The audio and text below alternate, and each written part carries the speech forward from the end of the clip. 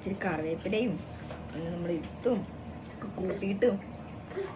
അതെ, ഈ കറുമുറ എന്ന് കടിച്ചിട്ട് നമ്മൾ ഐറ്റം മനസ്സിലാക്കണം. നമ്മൾ ഉണക്കച്ചെമ്മീനാട്ടോ, ഉണക്കച്ചെമ്മീൻ്റെ റോസ്റ്റാണ്. അതിന് വേണ്ടിയിട്ട് ചില്ലി ഫ്ലെക്സ് എടുത്തിട്ടുണ്ട്, ആവശ്യത്തിലേറെ കറിവേപ്പില എടുത്തിട്ടുണ്ട്. ഇനി ഇഞ്ചി, വെളുത്തുള്ളി, പച്ചമുളക് അതൊന്ന് ചതച്ച് മാറ്റി വയ്ക്കുന്നുണ്ട്.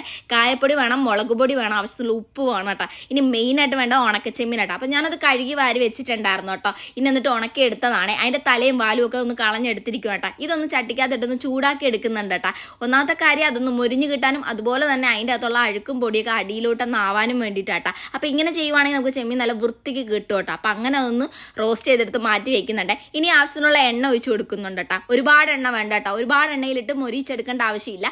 കുറച്ച് എണ്ണ ഒഴിച്ചിട്ട് നമുക്കൊന്ന് ചൂടാക്കി എടുത്താൽ മതി കേട്ടോ. കാരണം 50% നേരത്തെ വന്നിട്ടുണ്ട്, ഇനി ഒരു 50% കൂടി മതി കേട്ടോ. അപ്പം നല്ല രീതിക്ക് ഒന്ന് മൊരിപ്പിച്ചെടുക്കാം കേട്ടോ. ഏകദേശം ഒരു ഗോൾഡൻ കളറിൽ എത്താൻ നേരത്ത് നമുക്ക് ചെമ്മീൻ വറുത്ത് കോരി മാറ്റി വെക്കാം കേട്ടോ. ഇതൊരു പ്രത്യേക ടേസ്റ്റുള്ള ഒരു ഐറ്റം തന്നെയാണ് കേട്ടോ. എനിക്ക് ഒരുപാട് ഇഷ്ടമുള്ള ഒരു ഐറ്റമാണ്. അപ്പോൾ അതെ, അത് വറുത്ത് കോരി മാറ്റി വെക്കുന്നുണ്ട്. ഈ ഒരു കളർ വരുമ്പോൾ മാറ്റി വെച്ചാൽ മതി. ഇനി കുറച്ചുകൂടി എണ്ണ ഒഴിച്ച് കൊടുത്തിട്ട് നമുക്ക് കറിവേപ്പില ഒന്ന് വറുത്തെടുക്കാം കേട്ടോ.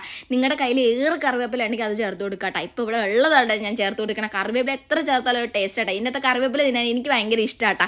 അപ്പോൾ അത് വറുത്ത് കോരി മാറ്റി വെക്കുന്നുണ്ട്. ഇനി ഇഞ്ചി, വെളുത്തുള്ളി, പച്ചമുളക് കേട്ടോ. ഇതൊന്ന് മൂപ്പിച്ചെടുക്കണേ. ഇത് നല്ലപോലെ മൂപ്പിച്ചെടുക്കണ്ട. ഇതിൻ്റെ അകത്ത് പച്ചമുളകും ഇഞ്ചിയും വെളുത്തുള്ളി നിങ്ങൾക്ക് വേണമെങ്കിൽ അരിഞ്ഞ് ചേർത്തിടാട്ടോ. ഞാൻ ചതച്ച എപ്പോഴും എടുക്കാറട്ടോ. എന്നാലേ അതിൻ്റെ കൂടെ നമുക്ക് കഴിക്കാൻ വേണ്ടി പറ്റും. അപ്പോൾ ഗ്യാസ് ഒന്നും ഉണ്ടാവില്ല. പിന്നെ ആവശ്യത്തിനുള്ള ഉപ്പ് ചേർക്കണ്ടേ. ആവശ്യത്തിലേറെ ഉപ്പ് ചേർത്തോളൂ. കാരണം ചെമ്മീനും കൂടി വേണ്ടിയിട്ടുള്ള ഉപ്പ് കൂടിയാണ് ഞാൻ ഇതിൻ്റെ അകത്തേക്ക് ചേർത്ത് കൊടുക്കുന്നത്. ഇനി നല്ല രീതിക്ക് ഒരു ഗോൾഡൻ കളറിൽ മൊരിപ്പിച്ചെടുക്കാം. അതെ, ഇങ്ങനെ അങ്ങോട്ട് എടുക്കാട്ടോ. ഇനി ഇത് ചേർത്തതിന് ശേഷം കേട്ടോ നമ്മൾ ചില്ലി ഫ്ലെക്സ് ചേർത്ത് കൊടുക്കാൻ വേണ്ടി പോകുന്നത്. ചില്ലി ഫ്ലെക്സ് ചേർക്കാൻ നേരത്ത് ശ്രദ്ധിക്കണം, ഒരുപാട് നേരം ഇട്ട് മൂപ്പിക്കണ്ട കേട്ടോ. അത്യാവശ്യമായിട്ട് മൂപ്പിച്ചാൽ മതി. തീ കുറച്ച് വെച്ചിട്ടാണ് കേട്ടോ ഇങ്ങനെ ഒന്ന് മൂപ്പിക്കാൻ, ഇല്ലെങ്കിൽ ചില്ലി ഫ്ലെക്സ് കരിഞ്ഞു പോവേ.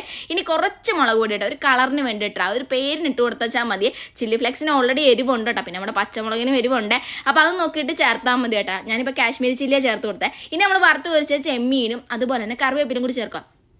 ഇനി എന്താ ഇങ്ങോട്ട് മിക്സ് ചെയ്യുക തന്നെ. അപ്പം മിക്സ് ചെയ്ത് നല്ല രീതിക്ക് ചേർത്ത് വെച്ച് കൊടുക്കുക കേട്ടോ. പതിയെ ഞാൻ ചേർക്കുന്ന വേറൊന്നും അല്ല കേട്ടോ. ചെമ്മീനൊക്കെ ചാടി പുറത്തോട്ട് പോകും കേട്ടോ. നമ്മൾ ഇത്രയും നേരം കഷ്ടപ്പെട്ട് കിള്ളിയെടുത്ത ചെമ്മീനല്ലേ, താഴത്തോട്ട് പോയി കഴിഞ്ഞാൽ നമുക്ക് ഒരുപാട് സങ്കടം വരുമല്ലോ. ഇനിയാണ് ലാസ്റ്റത്തെ ടിപ്പ് കേട്ടോ.